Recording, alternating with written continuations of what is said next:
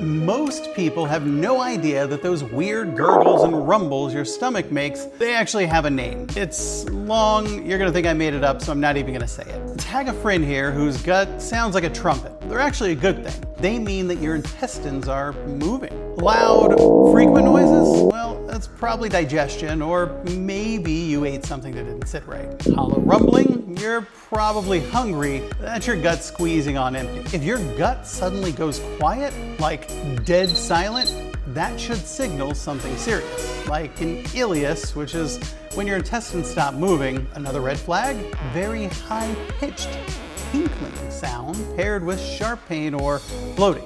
That could be your gut trying to force fluid past a blockage. So yes, your gut talks and you should listen.